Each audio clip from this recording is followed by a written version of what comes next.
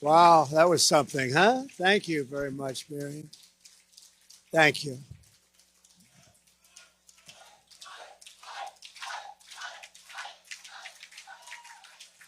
Very special woman, I have to say that. Friend of mine for a long time, and she is very, very special. And her husband is, I mean, this was one tough cookie. He loved Israel.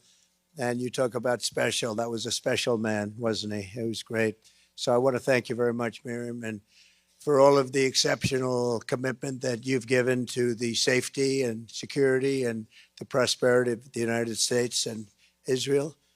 Before we begin, I would like to tell you that there's a very violent hurricane that's coming down the line, and it's a Category 5, which is something that I've never heard a Category 5 actually coming onto land, but it looks like it's going to. And right smack in the middle of Florida, nobody's seen a line like that. And it's heading there quickly. I have to tell you that I called Miriam. I said, I was in New York, and I said, Miriam, maybe I shouldn't be flying. I think I'm the only person that flew down to Florida tonight because I didn't have a chance with her. So, I said, Miriam, maybe I should stay back and, heading into a hurricane, Miriam. It made no difference. No, no, you have to be here. Our friends are there. And I said, okay, when you say that, I'm going to be there 100%. I'm going to be there. I was watching the airplane highways, and they were all heading this way as I was going that way. They said, what's he doing? But I wouldn't have missed this regardless. I wouldn't have missed this for anything. This is a very special time, and it's a very special day. This is the day we have to do it. This was the day we had to do it. We don't have to postpone it for a week. This is the day, because I'm looking forward to coming back and maybe seeing all of these seats filled up the next time. That's what I want. Right? That's what we want. So we're praying for Florida, and we hope everyone is safe, and we're praying for North Carolina and all of the different places. You look at Georgia and Alabama and Tennessee and South Carolina and Florida. It's amazing. This has been an amazing period of time, but the response has been very weak, unbelievably weak. Nobody's ever seen such a weak response, so we have to get a strong response. And now we have another one coming, and it looks like it's going to be a whopper. I also want to thank Rabbi Kaplan for doing such a great job. I appreciate it. Your son, I appreciate that. And we have a lot of very, very powerful people here tonight, great people. Senator Rick Scott, a big fan of Miriam and a big fan of Israel. Members of Congress, Carlos Jimenez, Mario Diaz-Balart, thank you. Maria Salazar, Guy Reschenthaler, David Kutzoff, Congressman Lee Zeldin. He's helping us win New York. We got to win New York. We're going to see if we can do it, right, Lee? We're going to see if we can do it. Ambassador David Friedman, what a job he did. Everybody loved him. Robin Bernstein, where's Robin? Robin, hi, Robin, how are you? Good job you did as the ambassador. And Duke Buchan, thank you very much. You raised a lot of money for our campaign. We appreciate it. The Consul General, and I think you all know, Mara, where are you? Where is he? Where is he? What a good job you've done. Where are you? Thank you very much. What a beautiful job. Thank you very much. Thank you. And Florida House members, Danny Perez and Randy Fine. Randy Fine. Where is Randy Fine? Randy Fine's been out there. Thank you, Randy. Great job. State Senator Ileana Garcia, Keith Raboy, thank you. Ed Russo, Ed Russo, environmental specialist. Whenever I have a problem, I call Ed Russo, and he solves the environmental problem for me. We appreciate it. And somebody who's been a great defender of ours on television, on Fox and elsewhere, but particularly on Fox, Elizabeth Pipko. Where's Elizabeth? She has been so great. Thank you, Elizabeth. And a person, one of the greatest business people in the country, in the United States, and I think actually beyond. And she's been a fan, and I've been a fan of hers, but she's been a friend of mine for a long time. Safra Katz, thank you very much. Thank you, Safra. Haven't seen you. You look well. So we're here this evening in solemn remembrance of one of the darkest hours in all of human history. 1 year ago today, every civilized person was filled with shock and horror and grief at the news of an evil and so absolute that, and nobody's seen anything like it. Nobody's seen anything that it really can barely be described. You can't describe it. October 7th was not just the deadliest day for the Jewish people since the Holocaust. It was not just the worst terror attack since 9/11. It was an attack on humanity itself. It was a hideous, incredible cruelty. It was chilling savagery. It was demonic delight and the destruction of innocent life. On October 7th, it seemed as if the gates of hell had sprung open and unleashed their horrors onto the world, and that's exactly what happened. What a moment in time, what a moment in horrible history, horrible history. Today we mourn more than 1,200 innocent victims of the October 7th attacks, whose memory we honor with 1,200 beautiful individual candles, and we honor them with grace and with gratitude for their lives and for their families, what their families have gone through. And maybe we'll have a moment of silence, please.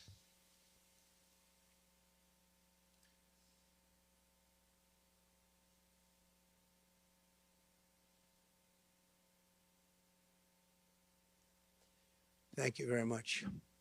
To every family that lost a loved one, I know so many of them, on that terrible day, including several here tonight, we grieve with you, we stand with you, and we make you this sacred and sacred vow, very simple vow, a vow you've heard many times, and sometimes it's honored and sometimes it's not, but this will be honored.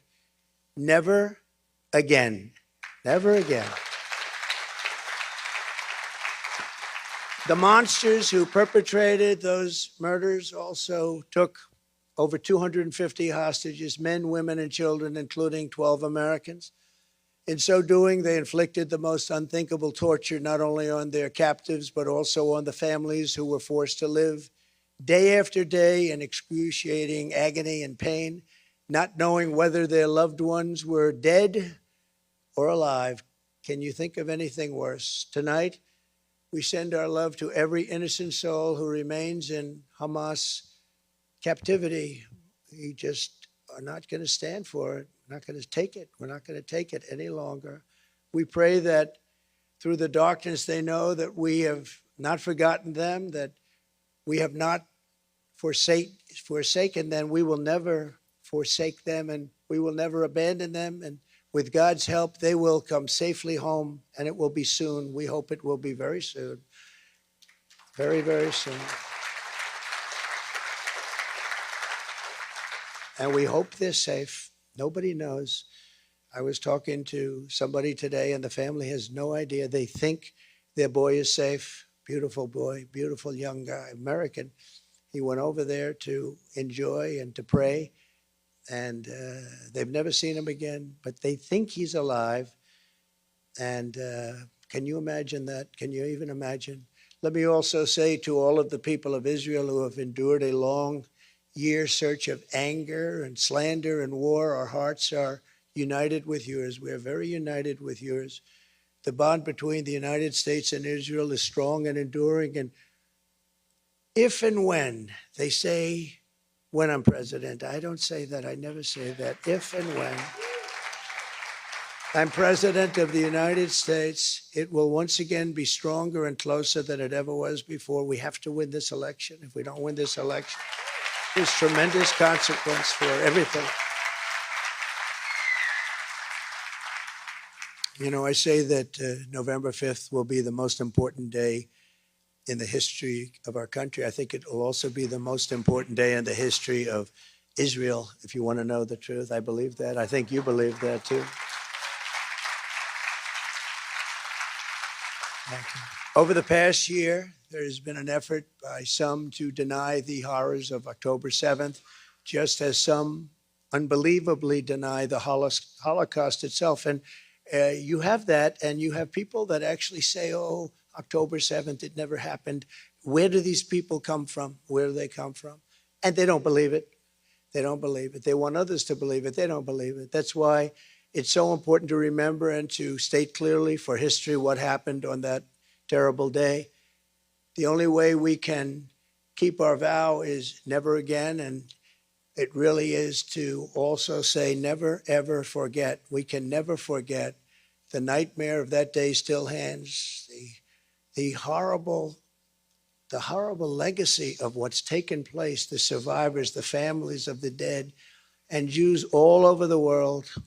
Hamas raped, tortured, maimed, and murdered innocent civilians in the most barbaric ways imaginable. Nobody can believe what they saw, and it's there for those to see if you want to see it. It's a terrible thing. I've seen it.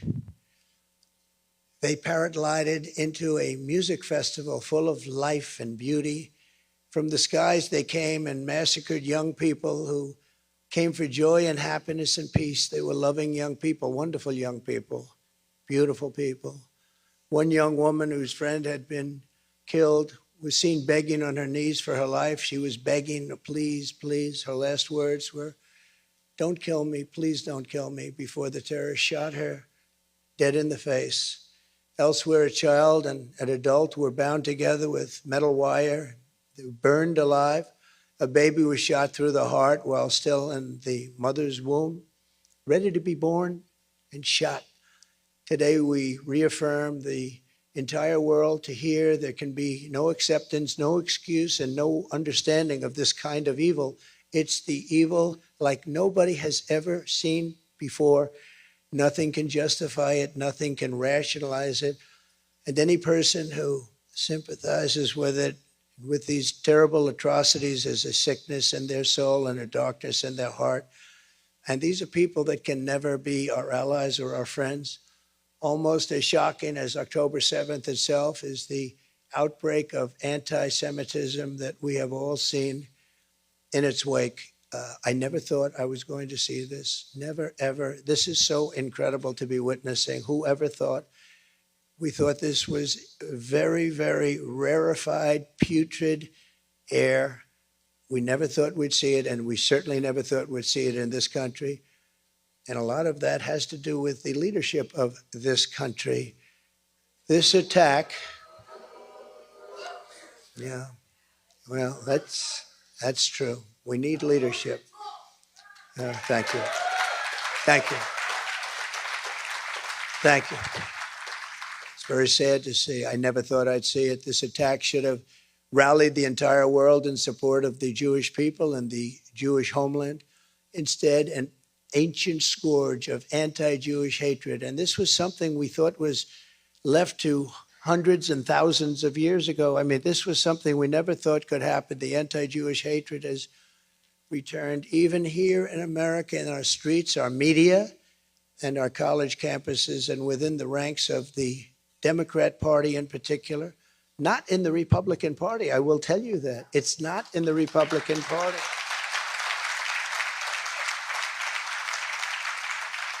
And I say that the Republican Party has not been infected by this horrible disease. And hopefully it won't be. It won't be as long as I'm in charge, I can tell you that. These endless candles, photos, and empty chairs remind us why it's so important that the toxic poison of anti-Semitism be condemned, confronted, and stopped. Anti-Semitic bigotry has no place in a civilized society. It has no place in our universities, and it has no place in the United States of America. No place.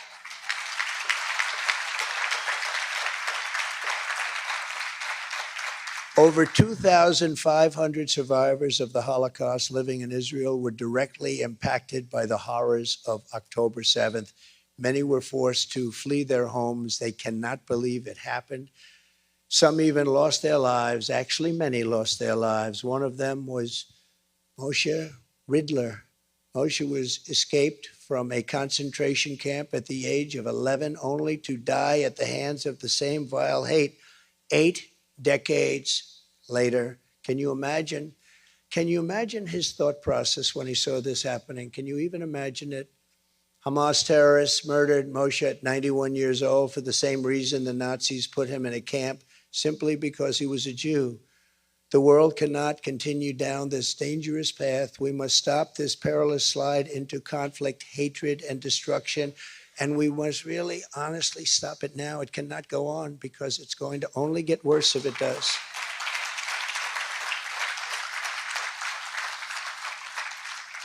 The October 7th attack would never have happened if I was president, I can tell you.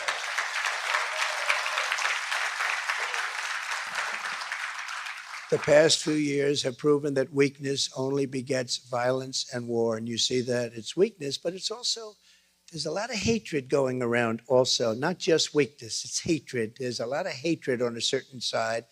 What is needed more than ever is a return of unwavering American leadership and unquestioned American strength. We were strong, we were powerful, we were respected like this country has not been respected in many, many decades. Just 4 years ago, that's what I intend to deliver as the 47th President of the United States. We're going to deliver everything that we want. As you know, Hamas has now been severely degraded, and Hezbollah has recently been dealt very, very powerful, crippling blows.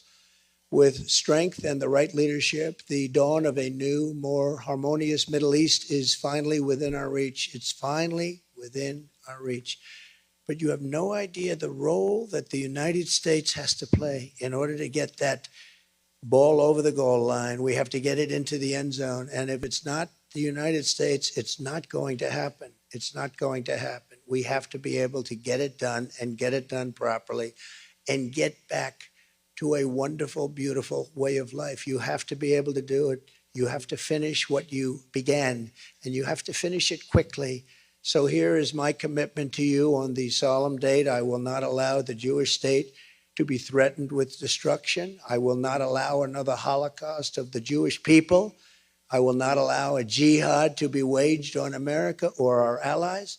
And I will support Israel's right to win its war on terror, and it has to win it fast. No matter what happens, it has to go fast. Thank you.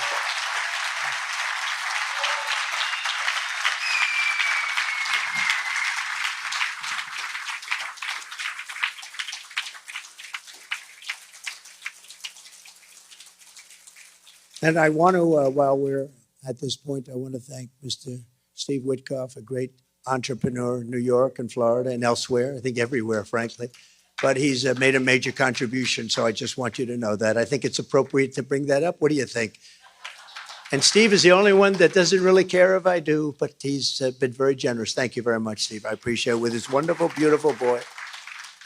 Here at home, I will defend our American Jewish population. I will protect your communities, your schools, your places of worship, and your values.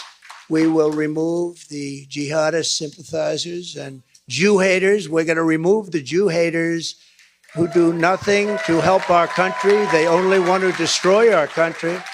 And we will never let the horrors of October 7th be repeated here on American soil. We will not let that happen, and we will solve the problem that we have. If you look at what happened just 2 days ago in New York City, I couldn't believe it. I said, it's starting all over again. The level of violence was as bad as it was last summer. If we can achieve all of that, we can really make sure that those who perished on October 7th will not have died in vain. They cannot have died in vain. You cannot let that happen. With God's help, their sacrifice will have given way to a safer Jewish homeland, a stronger state of Israel, a more secure America, and at long last, we will have achieved the dream of some generations. We are going to make this, we are going to turn this, and you can never say a total positive because all of those people that have died, but we're going to turn this into something where they can be proud of what's happened. They can say, we sacrificed our lives for something very special. There has to be unity. There has to be peace. There has to be strength. We need so many qualities. We need every single quality. We're going to bring it all together, and we will have peace in the Middle East. We will have strength and resilience, and we will have a very powerful and strong Israel, and I will be with you all the way. Thank you very much. God bless you, and God bless the people of Israel. God bless America. Thank you very much.